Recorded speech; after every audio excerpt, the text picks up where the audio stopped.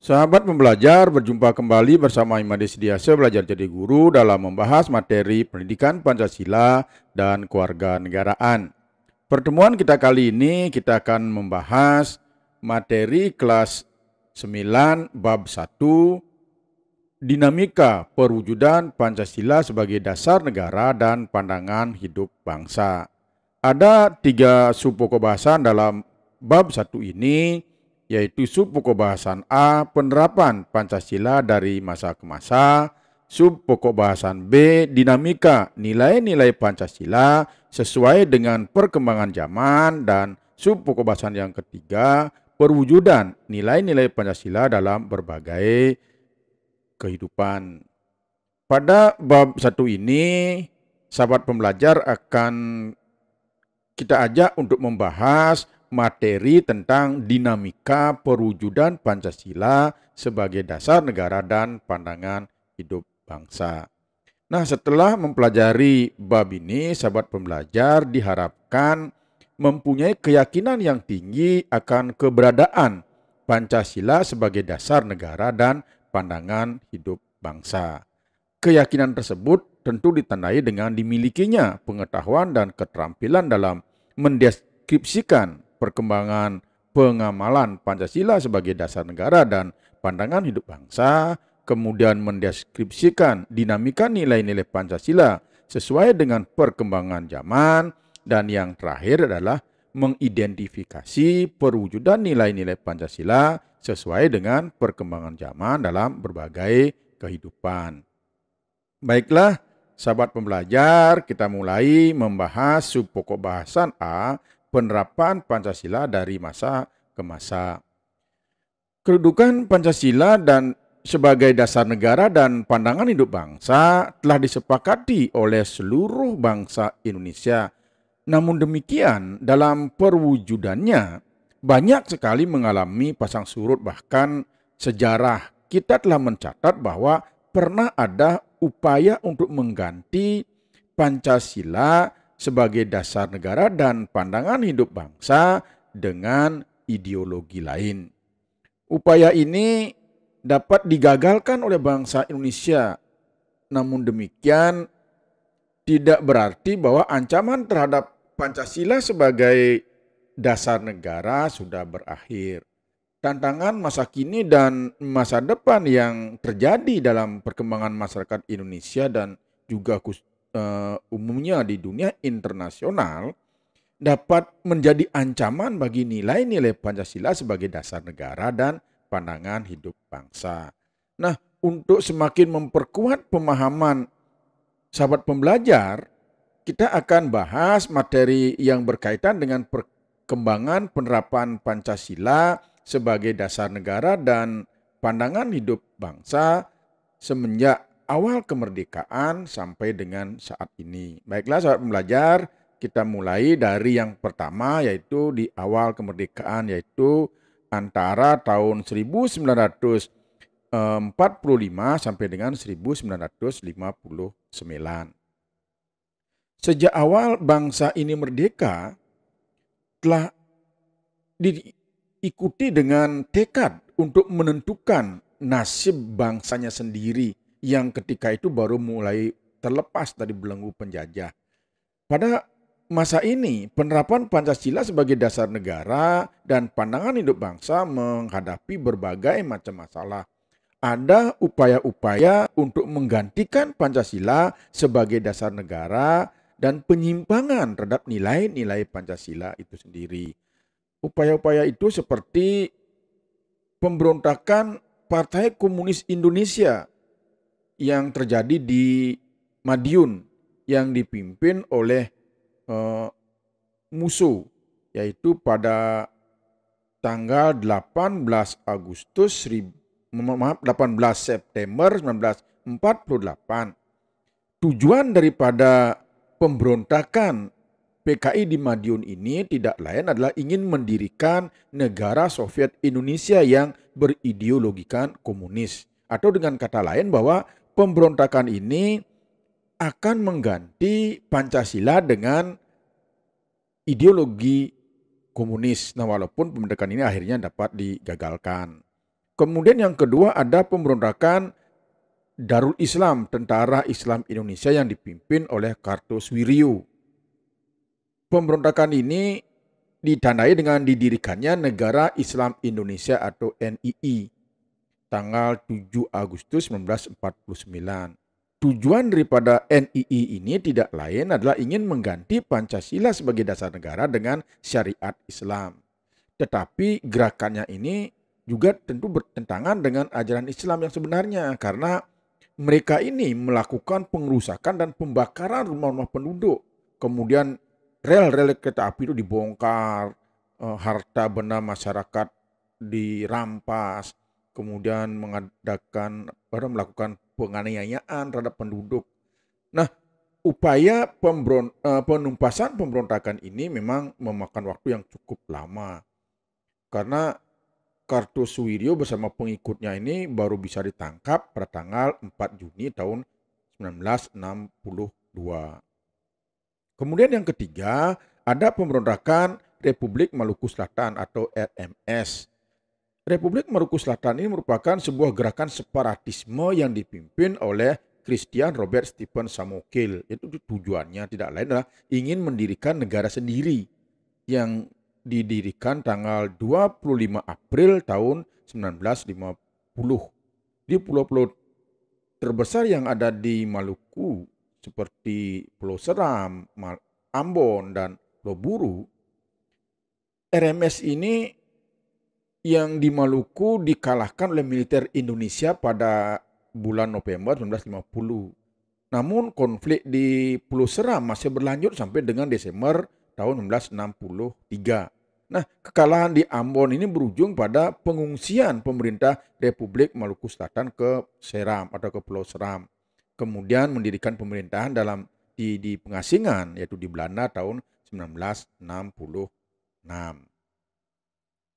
Kemudian ada pemerintahan revolusioner Republik Indonesia atau PRRI atau juga disebut dengan Permesta, Perjuangan Rakyat Semesta yang dipimpin oleh Syarifuddin Prawira Negara dan Vence Sumual tahun 1957 sampai dengan 1958, yaitu terjadi di Sumatera dan Sulawesi. Gerakan ini sebenarnya merupakan bentuk koreksi terhadap pemerintahan pusat yang dipimpin oleh Presiden Soekarno, karena menurut mereka ini Soekarno saat itu tidak bisa lagi diberikan nasihat dalam menjalankan pemerintahan, sehingga terjadi ketimpangan sosial. Kemudian pemerintah pusat sering dianggap melanggar undang-undang, kemudian bersifat sentralistik, sehingga pembangunan daerah di daerah itu terabaikan jadinya dan menimbulkan ketidakadilan dalam pembangunan. Nah, oleh karena demikian muncullah inisiatif untuk memperbaiki pemerintahan di Indonesia. Kemudian yang selanjutnya ada Angkatan Perang Ratu Adil atau APRA.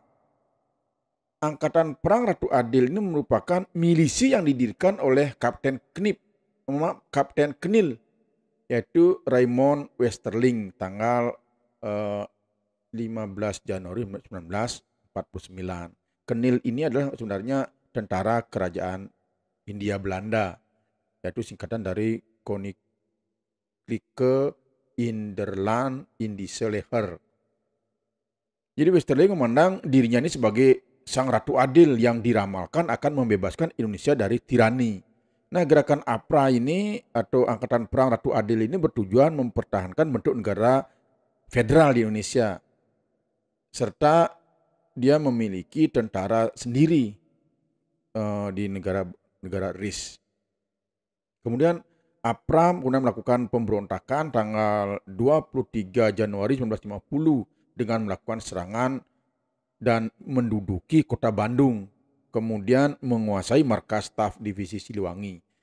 Westerling sebenarnya merencanakan menyerang Jakarta, tetapi usahanya dapat digagalkan oleh APRIS atau Angkatan Perang Republik Indonesia Serikat yang diambil dari TNI dan bekas Knil ini.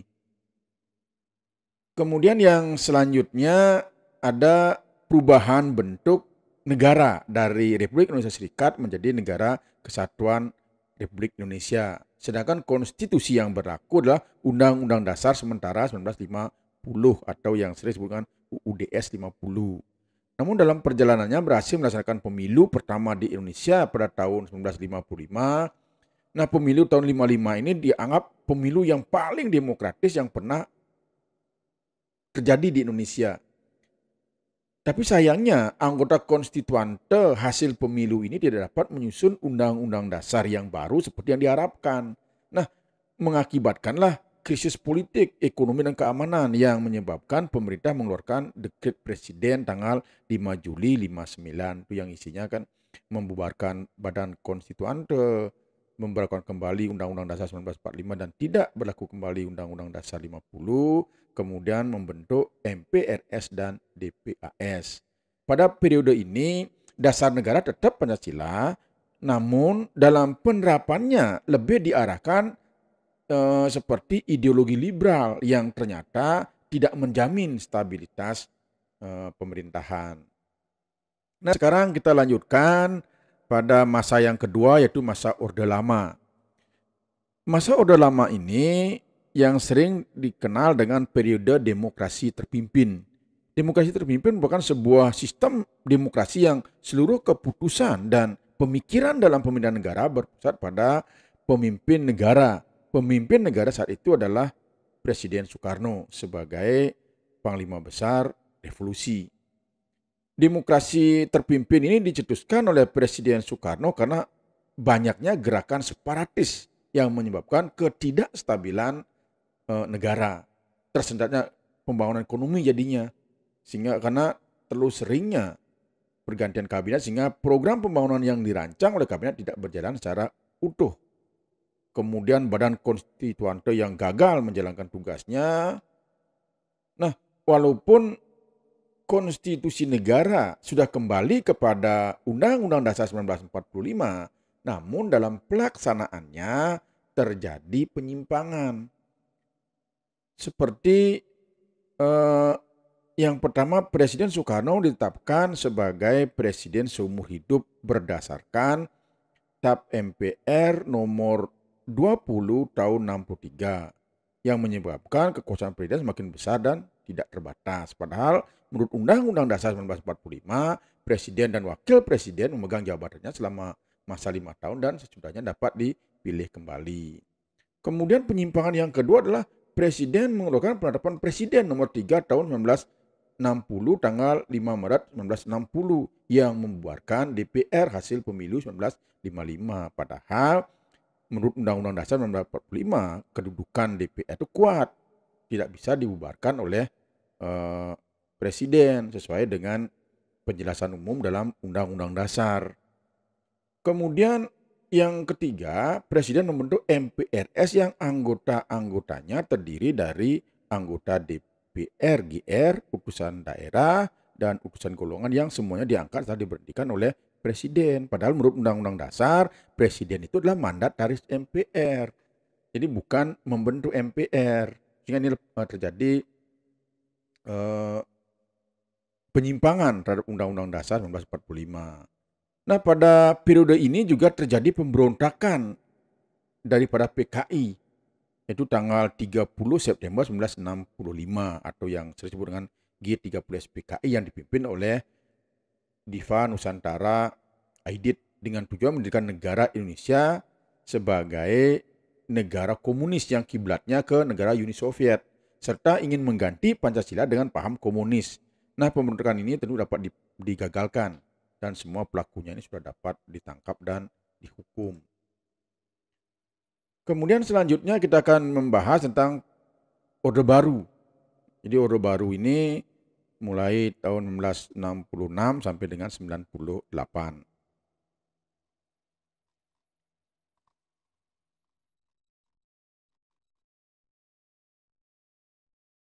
Era demokrasi terpimpin di bawah Presiden Soekarno mendapat tamparan yang keras kan terjadinya G30S PKI yang disinyalir didalangi oleh PKI. Begitu juga dengan Presiden Soekarno yang berukat sebagai pimpinan besar revolusi dan Panglima Angkatan Perang Indonesia, secara pasti sedikit demi sedikit kekuasaan berkurang, bahkan dilengsarkan dari jabatannya sebagai presiden. Nah, hal ini terjadi dengan adanya penyerahan kekuasaan pemerintahan kepada Jenderal Soeharto sebagai pengemban ketetapan MPRS nomor 9 garis miring MPR tahun 66, yaitu pada tanggal 20 Februari 1967. Kitab MPR nomor 9 tahun 66 ini tentang pengukuhan Super Semar, di mana surat perintah Presiden atau Panglima tertinggi Angkatan Bersenjata Republik Indonesia atau pemimpin besar revolusi atau mandataris Majelis Permusyawaratan Rakyat Republik Indonesia yang isinya dari kitab MPR ini. Perpindahan kekuasaan ini dikukuhkan oleh MPRS dalam sidang istimewanya pada tanggal 7 Maret 1967 yang dituangkan dalam Kitab MPR nomor 33 tahun 67 tentang mencabut kekuasaan pemerintah dari Presiden Soekarno dan mengangkat Soeharto sebagai pejabat presiden hingga dilaksanakannya pemilu. Era baru dalam pemerintahan ini dimulai setelah masa transisi yang singkat, yaitu dari tahun 66 sampai dengan 68, sehingga Jenderal Soeharto dipilih menjadi Presiden Republik Indonesia. Era inilah yang dikenal dengan Orde Baru dengan konsep demokrasi Pancasila. Visi utama daripada Orde Baru tidak lain adalah melaksanakan Pancasila dan Undang-Undang Dasar 1945 secara murni dan konsekuen. Indonesia dengan visi ini yang dikomandani oleh Orde Baru memberikan secercah harapan bagi masyarakat Indonesia.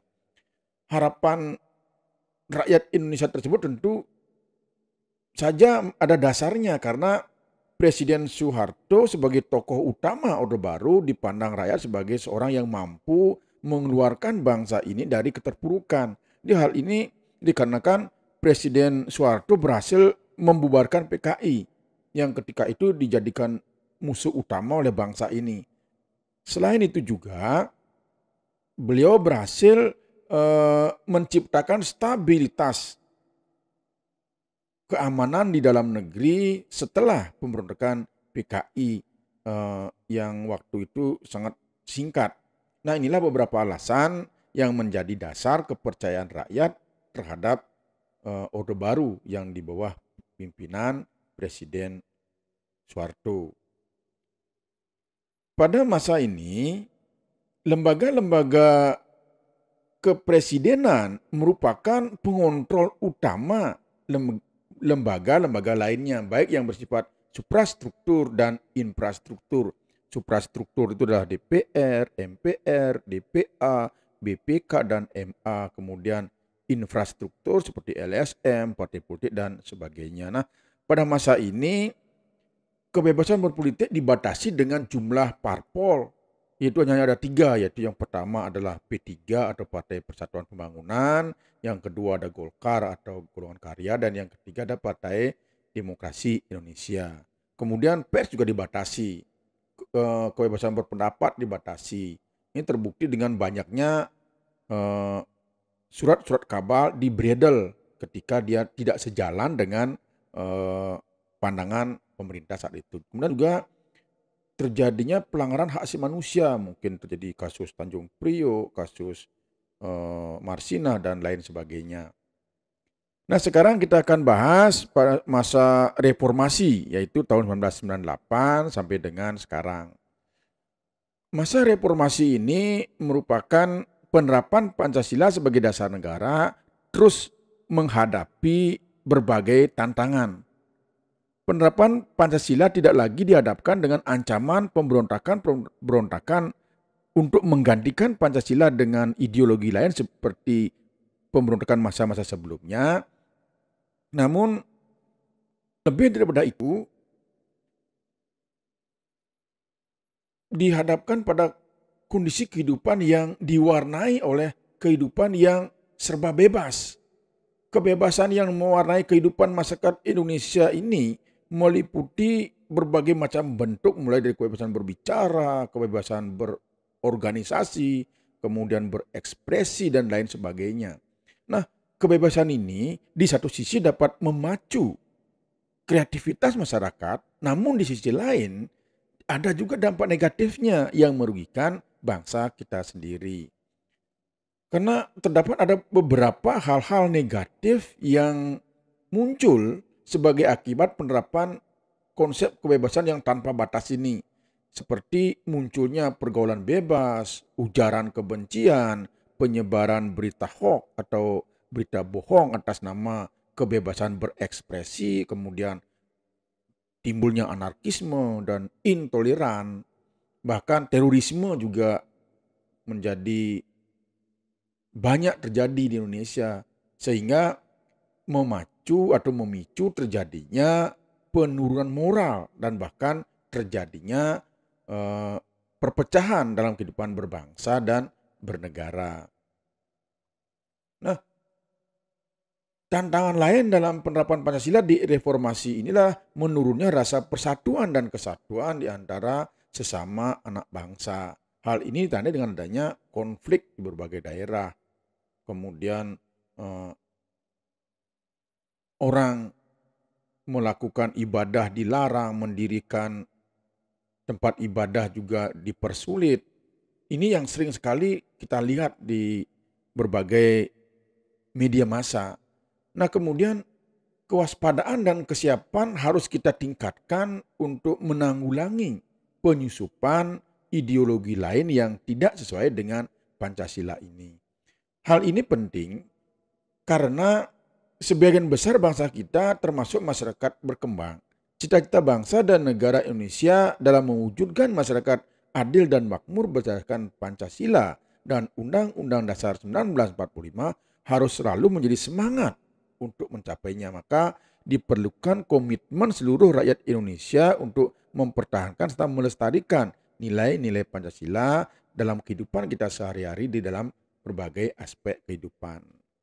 Nah, sahabat pembelajar, demikian yang bisa kita bahas pada pertemuan kita kali ini untuk membahas materi subpokok bahasan A.